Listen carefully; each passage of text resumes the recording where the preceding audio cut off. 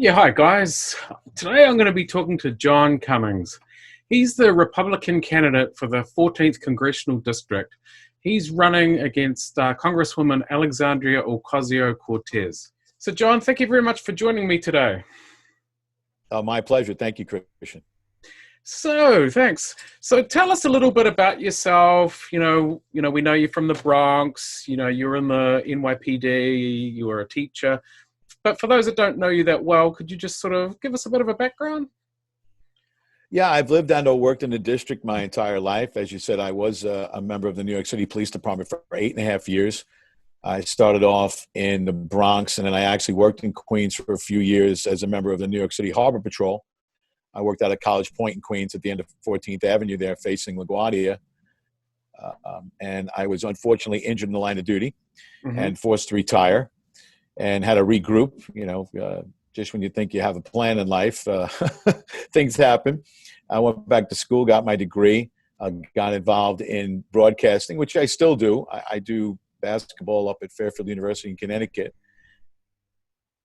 And then I made my way back to my alma mater, St. Raymond's, where I taught for 22 years. I actually went back to start this year, but with the campaign and everything, it was just too much, so I had to step aside. So, like I said, I've lived and worked in the district my whole life. This is the first time I'm running for a political office. I did so partly at the prompting of my students and guys who I taught previously. They've been after me for a long time to run for office, and I thought now was the right time. So, John, that's interesting. So let's move on a little bit. Why are you running? What prompted you to run? And what do you think are the biggest issues in the 14th Congressional District right now? Oh, there's certainly a lot of issues, but I really have such a different view of what the role of government is than Congresswoman Ocasio-Cortez. We're really on opposite ends of the spectrum. And I think it's really important that people know that while this is a heavily Democrat district, it's not a heavily socialist district. Mm-hmm. And the Congresswoman's a socialist. And, she does things that have really hurt this district. I think the Amazon issue, 25,000 jobs in the neighboring district certainly had a big effect on this district. Now she's come out against opportunity zones. There's 11 of those in the district. These are all opportunities. People need jobs. People need to work. And the Congresswoman's actions have obviously had a very negative effect on the job pool in this area. And I think that's a big point that has to be made. The other point, too, that we really have a big difference on is her view on eliminating charter schools and her opposition of school vouchers. Obviously, people say, well, you're going to favor school vouchers. You taught Catholic school. And that's true. But getting rid of charter schools and opposing vouchers, especially charter schools that are an integral part of many of the neighborhoods in the district, is so short-sighted. And very often it's the only route out of a failing school. Mm-hmm. It's now generational. We have people who went to failing schools and now their children are in the same failing schools. Some public schools are excellent. Some are good, and some are failing. And the barrier rather, for you to having access to a good education shouldn't be your lack of ability to pay for a private school or the need to hit the lottery to get your kid into a charter school. Education is the great equalizer. So I think those are two very important issues. The other issue I really have a problem with the Congresswoman is I don't think she really cares about the district. She's done a tremendous job creating a national persona for herself. But when it comes to District 14, I think she's left it behind. As I make my way around the district every day, and we talk to people, we're on the street every day, the common thread is always, we never see her. We never see her. We never see her staff. You can't get a hold of her. That's not what the House of Representatives is supposed to be. You're supposed to represent the interests of the people in the district, regardless of party, regardless of who they are or where they live. You're supposed to be there for people, and most of the constituents tell me she's not. Okay. I mean, she might say otherwise. I'm sure. Yeah. She has had sort of, there's been COVID, obviously, and she's had a lot of town halls, especially online. But what would you? But that also really ignores so much of the district. She's never done a mailing. She's never done a mailing. Congress people have free franking privileges. They get free mail to update people in the community on everything that they do. She hasn't done one mailing in her entire time in Congress. I understand that social media is important, but you're ignoring a huge part of the population. And also here in the Bronx, she's never really had a dedicated office in the Bronx part of the district. It's 35% of the district. She has a phone and a desk in someone else's office, and it's not actually in the district. So, those are two major points that people make to me all the time, that they don't know anything that she does. And a lot of that is because she doesn't do mailings. Okay. All right. Well, I mean, this is as you said at the very beginning, this is a Democratic area. You say it's not a socialist area, but so how do you think you can actually beat her? Well, we've been around a lot. As I said, we're out on the street, and when you're out here, you find that a lot of this district, they're working people, they're union people, they're homeowners, they're small business owners. Especially when you talk to the union members, they're very happy with their health insurance. They like their 401ks. They don't want fewer police. They don't want to defund the police. I mean, the views on those issues alone, the Congresswoman is so far detached from the majority of this district. When you talk to people, it's unbelievable. Those are just not the views that most of these people share. And, I had an event last week. It was about 100 people there. There was 80 Democrats there in support of me. It was a small fundraiser, a pop-up fundraiser, mostly union people who just do not want any part of the socialist platform that she's in favor of. They want local representation. Like I said, they want safe streets. They don't want to defund the police. They don't want socialized medicine. They don't want their 401ks divested. And they have a lot invested in the communities, and they don't feel that the Congresswoman represents them or their views. Right. I mean, Michelle Caruso Cabrera, granted it was a Democratic primary as opposed to the general, tried to sort of present more of a centrist message as well. And she didn't really get so far. Why do you think you will get further, so to speak? I think the biggest reason is because people listen to me and what I have to say, because I have a 30-year record of service to the people of New York City. I was a police officer for 8.5 years. I've taught for 22 years.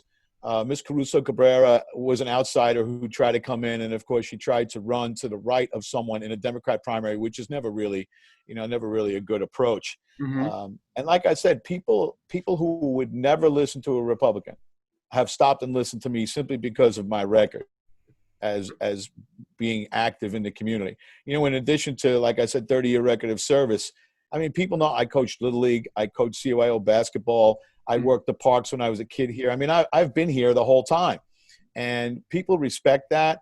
And because of that, I think that it creates a huge difference between myself and Ms. Caruso Cabrera, who ran in the primary. Okay. COVID-19 was or it still is, I guess, a big issue in this district. How would have you handled it, and how do you think the Congresswoman has handled it? Yeah, I mean, that's an interesting point. I don't know, when they go back and I guess they write the books about all of this, I guess we'll have time to dissect all of that. But it was really difficult. I mean, I know that in some ways the Congresswoman got criticized for not being here. But, if you were in the same position, you probably would have been in Washington as well. Plus, they were on call down there. So, they did have sessions down there. I had no problem with that at all.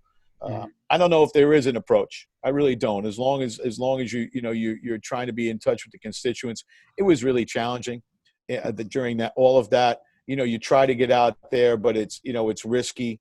And like I said, I think there really is no set answer to that. I think everybody did what they thought was right. Mm-hmm. Everybody's learning from that. I think everybody at every level of government, when they look back at this, perhaps you could be constructively critical, but to be critical, I think really is a waste of time. Everybody did what they thought was right with what they knew. And let's face it, we didn't know much. Yeah. And at the congressional level, it was kind of difficult. I think locally, there was certainly some shortcomings with the mayor and the governor, but that's not really what really this is all about. So.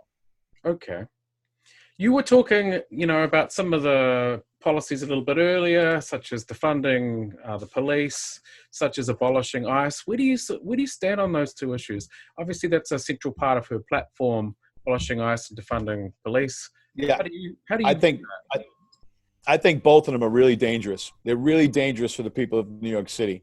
I understand that there needs to be police reform, and having been part of the New York City Police Department, I can tell you that there's ongoing reform all the time.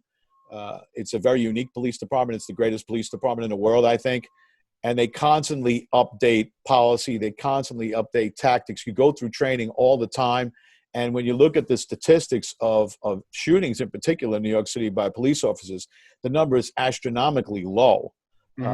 They really do a tremendous job. And if you want to reform, you're probably going to need to increase the budget. If you want to go to body cameras, that's the big expense. I think that's a great idea. I think most officers would be all for that, because very often when you're in law enforcement, people make accusations that turn out not to be true. And those body cams can help you tremendously. So there's a lot of guys that are in favor of that, but that's costly. I think, decreasing the number of police is really not a good idea.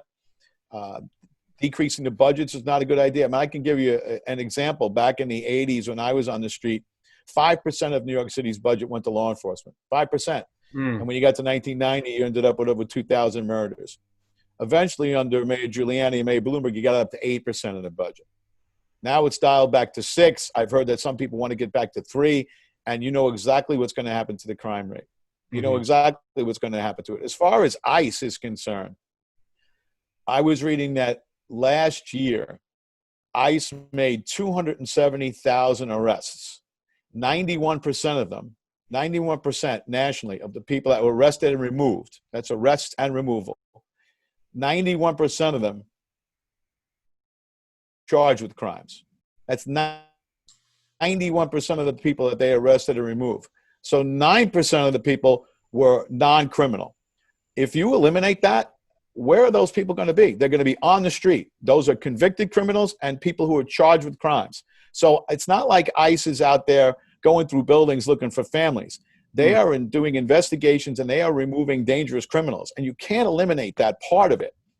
Does there need to be immigration reform? Absolutely. But I think before you even start talking about that, you have to secure the border, because there's no sense passing immigration laws if you're just going to have people come in and out over a porous border. Okay. So you mentioned Amazon a little bit earlier. She was obviously opposed to it. And yes, it is in the neighboring district, not the 14th Congressional District. Her opposition, in part, or maybe mainly, was over the subsidies provided by the state. What did you think of her view on the state subsidies and on Amazon, period? I just think we missed a great opportunity to provide jobs for people in the area. I mean, they say it was probably 25,000 Amazon jobs, but you also have to think of growing the tax base when it comes to mom and pop stores, local investments, construction jobs that would have been part of that. You also have all of the infrastructure jobs, Con Ed, Verizon. I mean, there was a lot there.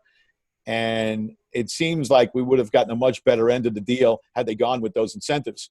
It does tell you, though, I mean, Governor Cuomo and Mayor de Blasio both favored the deal, but the fact that they have to offer that deal to large corporations does kind of tell you that the taxes are too high for corporations in New York. Doesn't it tell you that? I mean, if they have to waive it, my thing is that it should be that way for the mom and pop stores, too. If you're going to give that big break to Amazon, well, then why are you hitting the small businesses over the head? So I think that, the tax structure is probably wrong-headed anyway, but it certainly pointed that out. But yeah, I think it was a missed opportunity. Same thing with the opposing the opportunity zones. I mean, the opportunity zones nationally that Tim Scott passed with President Trump, you're talking about $75 billion in private investment in low-income areas. And it's not just businesses, it's also affordable housing. It's projects that are needed for people that, union workers in construction. It's great investment in these communities. I'm pretty sure we have 11 of them in our district. And to take them away, again, it's just short-sighted. You're trying to provide jobs. You're trying to provide housing. And you want to provide services. You have to grow the tax base to do that. And you can't do it without jobs. Right. I mean, we're going to have a lot of small businesses, and many are already gone out of business, partly COVID related, or mainly COVID related. What can be done to, help these small businesses to survive? I mean, we're hearing dire predictions in terms of restaurants. What are your thoughts on what we can do to prop them up? Yeah, it's really a difficult situation. Obviously, the best way to get that done is we need to get people back to work. And of course, a lot of people are still out of work, and they might have some money, but they're not out and about the way they normally are. Hopefully, we'll get back to that. Perhaps a vaccine will help with that. I don't know if Manhattan's ever going to be the same because so many people have found out that they can live somewhere else and work from home. Maybe they'll have to revisit what the whole of Manhattan is about. But I think the best way to do that is to get back to normal as soon as we can. I have been a big proponent since the beginning of trying to reopen schools. And a lot of that has to do with the fact that as a teacher, and I know this firsthand, and what I like to talk about, or what I usually mention, is that you have 1.1 million students in the New York City public school system. If 5% of those kids were in abusive situations and locked in abusive households, that's 55,000 children being abused every day for months. And the risk to children, is in particular smaller children, was not great. And I just cannot get that vision out of my head as someone who's dealt with that, child abuse, both as a police officer and a teacher. I've seen it. I've been on both ends of it. You've recommended kids to go to counseling as a teacher, to see the counselor and try to get to the bottom of that. I've seen it as a police officer. And the fact that that never comes up as part of the equation when they're looking to reopen schools really bothers me. But like I said, I think reopening society is the only way that all the businesses are going to come back. Hopefully we can do that sooner rather than later. Okay. Medicaid for all, you touched on it earlier. What are your thoughts on that proposal? Not a fan at all. I think that it's been proven pretty much worldwide that it doesn't work. At least you don't get the medical care that you should. I'm a big proponent of introducing more free market opportunities when it comes to health insurance. I think that it's way too structured, way too strict. There are, the fact that you can't tailor coverage to yourself, especially in New York State, the fact that you're forced to buy coverage for things you don't need. I know in New York, you could be 23 years old. You have to be covered for prostate exams, for colonoscopies. You shouldn't have to pay for that when you're 23 years old. I think more of an a la carte approach would be better, especially for younger people.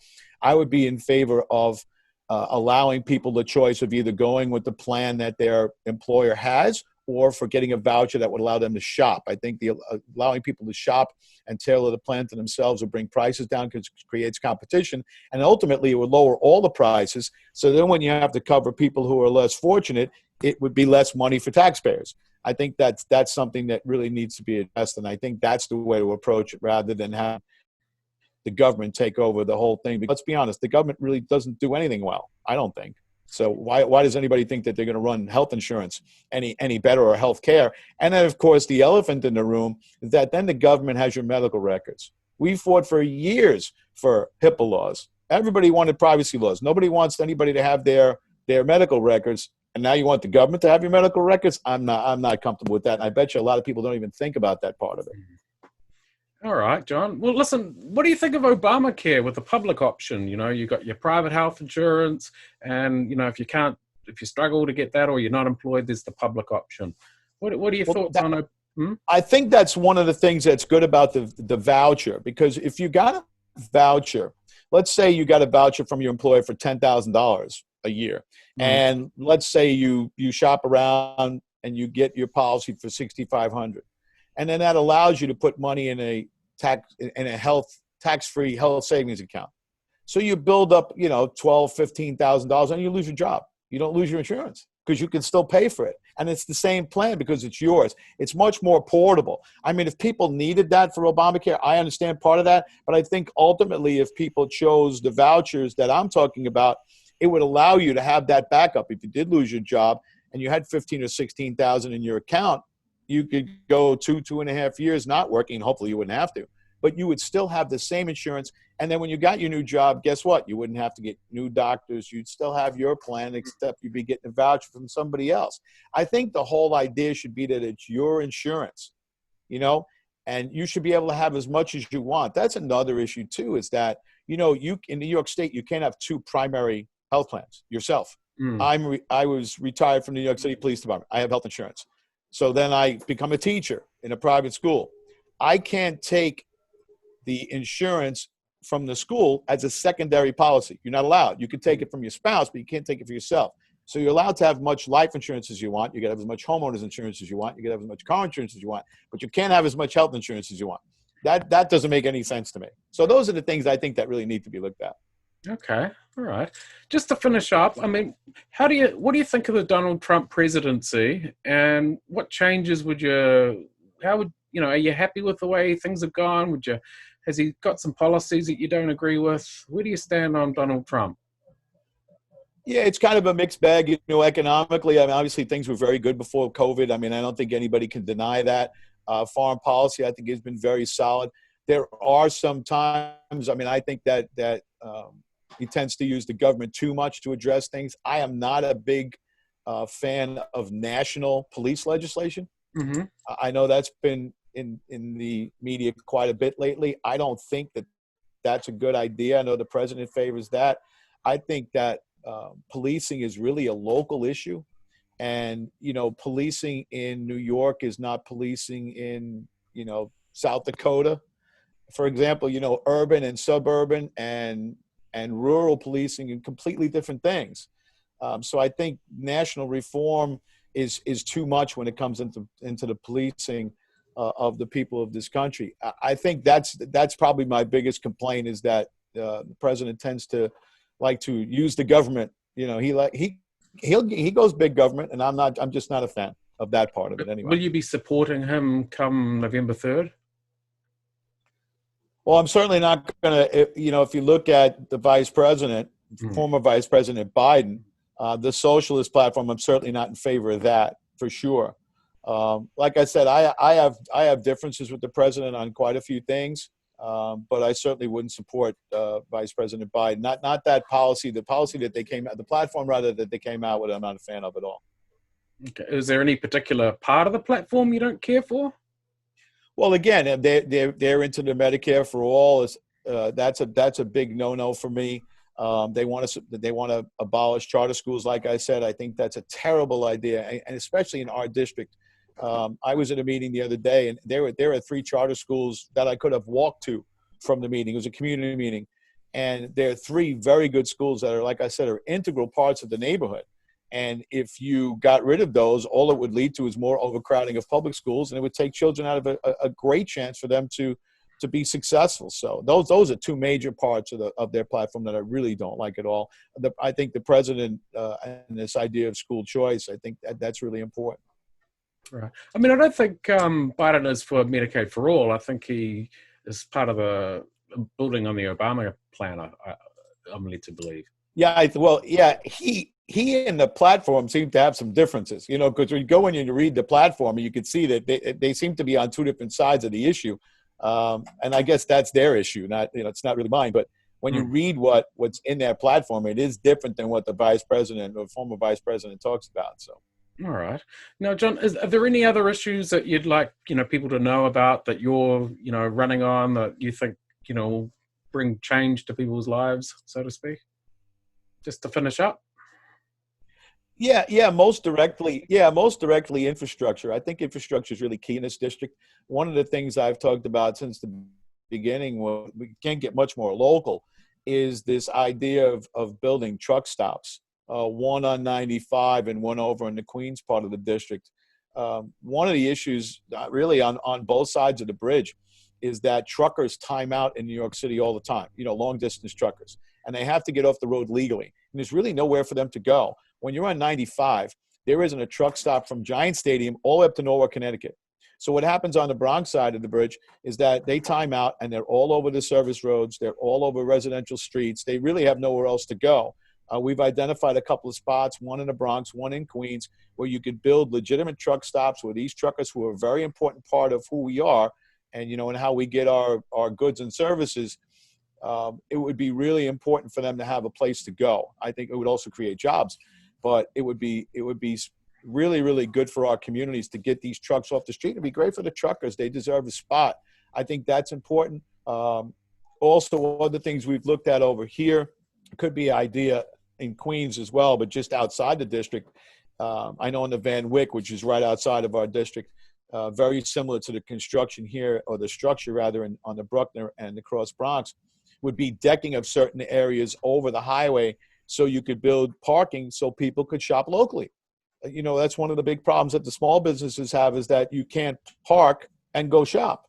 There's nowhere to park. So if you could build decking over identified places over the highway, You could park your car municipally and just go walk and enjoy all the neighborhood shopping that there is, rather than just get in your car and go to the mall. That's another big one. Another thing that we talked about would be running a ferry service from the Bronx to the new LaGuardia Airport. It would help people from Connecticut and Westchester and the Bronx to get to LaGuardia, and it would also take away a tremendous amount of traffic in Queens. You built this big, beautiful airport. You still have the same roads.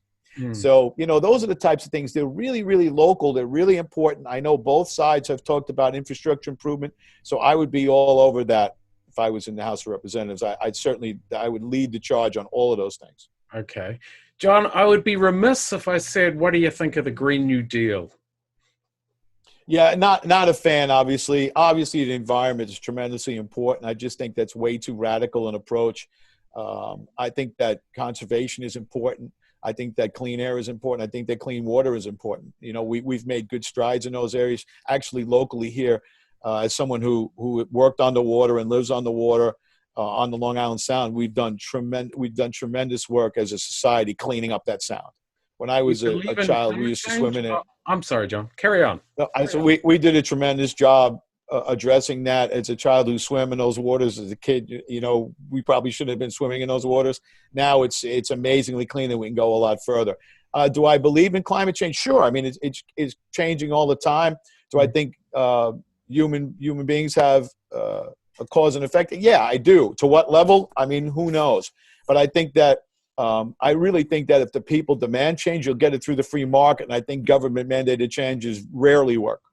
I think people will demand change, and we've gotten it in some regard. That's why I think you're seeing electric cars beginning to pick up. People want that change, but I think it has to be done through the marketplace rather than through government mandates.